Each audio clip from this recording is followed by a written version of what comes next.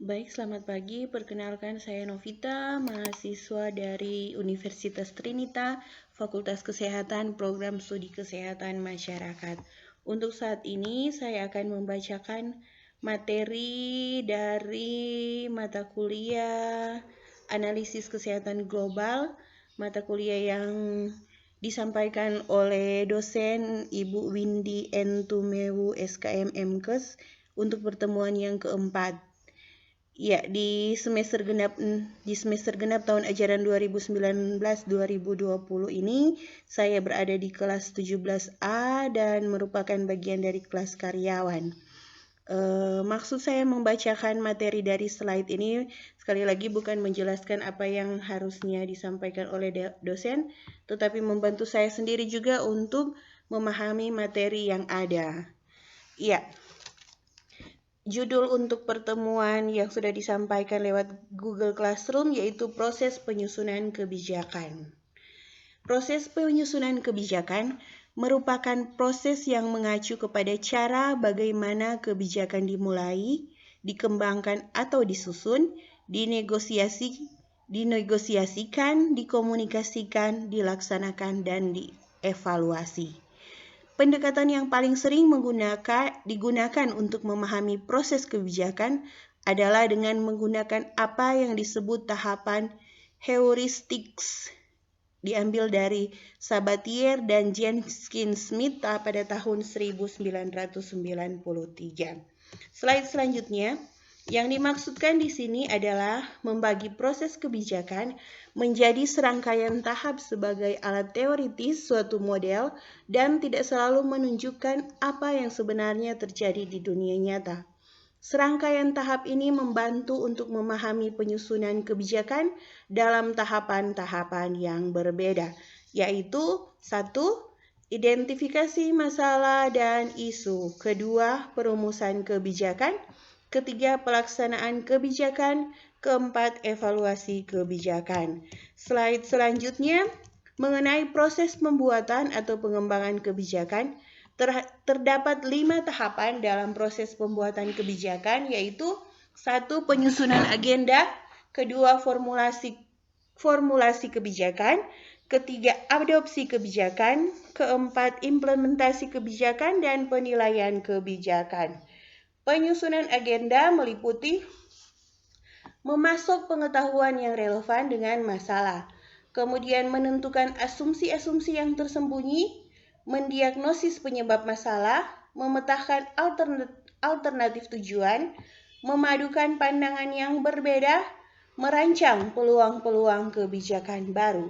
Selanjutnya, perumusan masalah yang dibahas mencakup pencarian masalah, yang dimaksud di sini adalah meta masalah, pendefinisian masalah atau masalah substansifnya, spesifikasi masalah yang merupakan masalah formalnya, dan pengenalan masalah atau situasi masalah, dan menggunakan berbagai metode analisis. Formulasi kebijakan. Formulasi kebijakan menyangkut mengembangkan alternatif terpilih, estimasi akibat dari kebijakan baru atau proyeksi statistik, estimasi kelayakan publik berupa dukungan dan oposisi, dan identifikasi kendala pencapaian tujuan. Ya, masih masuk dalam bagian formulasi kebijakan. Diingat juga tentang estimasi manfaat atau biaya, estimasi tingkat resiko dan ketidakpastian, identifikasi eksternalitas dan akibat ganda, menentukan kriteria penentuan pilihan, menentukan pertanggungjawaban administrasi implementasi kebijakan, dan mendapatkan dukungan mayoritas legislatif dan konsensus dengan pihak eksekutif. Ya, adopsi kebijakan dengan ada juga ya, yang dimaksud dengan tadi yaitu adopsi kebijakan. Selanjutnya ada gaya penentuan kebijakan. Gaya penentuan kebijakan meliputi apa yang disebut dengan model Anderson, yaitu suatu proses penetapan kebijakan melalui proses tawar-menawar atau bargaining, atau melalui negosiasi, memberi dan menerima dan kompromi, melalui proses persuasi aktor meyakinkan pihak lawan tentang keunggulan dan manfaat kebijakan yang diusulkan. Dan melalui proses komando, di sini aktor memerintah aktor lawan di bawahnya untuk menerima kebijakan yang diajakkan. Ada juga model Fromm dan Yeaton. Model ini berdasarkan jumlah aktor yang terlibat dalam perumusan kebijakan, di mana terjadi melalui mekanisme otoriter atau aktornya sedikit. Aktor mengembangkan kebijakan sendiri berdasarkan informasi yang dimilikinya. Mekanisme demokratis atau aktor banyak, aktor secara bersamaan mengembangkan dan menganalisa dan memperoleh konsensus. Kemudian mekanisme konsultatif dikembangkan dengan membagi masalah dengan aktor lain terkait untuk mendapatkan saran kemudian diputuskan sendiri atau dengan mendengar pendapat orang lain. Ada juga model Thomson. Pada model Thomson, berdasarkan pengetahuan tentang hubungan sebab akibat dari seluruh aspek kebijakan dan preferensi tentang hasil kebijakan, ada 4 model di sini, yaitu model perhitungan, dilakukan bila hubungan sebab akibat dan preferensi relatif pasti terjadi. Model pertimbangan dilakukan bila hubungan sebab akibat belum pasti dan preferensi relatif pasti terjadi. Sedangkan model kompromi dilakukan bila hubungan sebab akibat relatif pasti dan preferensinya belum pasti terjadi. Untuk model inspirasi dilakukan bila hubungan sebab akibat dan preferensi belum pasti terjadi. Ada dasar penetapan kebijakan, yaitu melalui 3 aspek. Aspek yang pertama yaitu aspek alokatif sektor, di mana prioritas alokasi untuk pembiayaan berdasarkan sektor. Kedua, aspek distributif, yaitu prioritas distribusi berdasarkan wilayah, cakupan, dan jenis pelayanan.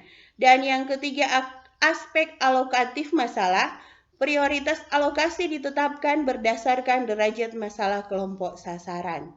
Oke, kita masuk dalam implementasi kebijakan. Yang perlu diingat di sini yaitu dalam implementasi kebijakan memobilisasikan sumber dana dan manusia, kemudian menentukan indikator pemantauan dan peningkatan tingkat kepatuhan, serta menentukan akibat yang tidak diinginkan dan mengidentifikasi hambatan dan pihak yang bertanggung jawab. Ya, selanjutnya untuk pemantauan implementasi kebijakan, 2 hal yang harus diingat.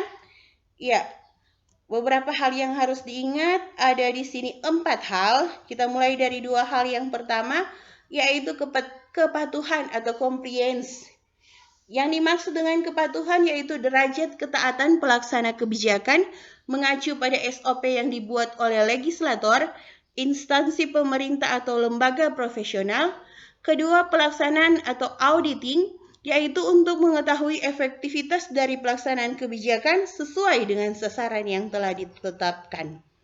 Iya, selanjutnya yang keempat, akuntansi yang mencakup pengukuran derajat, yang ketiga maksud saya akuntansi mencakup pengukuran derajat pencapaian pelaksanaan kebijakan dari waktu ke waktu, meliputi perubahan sosial dan ekonomi. Sedangkan yang keempat ada eksplanasi, yaitu menguraikan perbedaan pencapaian dari pelaksanaan kebijakan terutama ditinjau dari aspek penyebab perbedaan tersebut.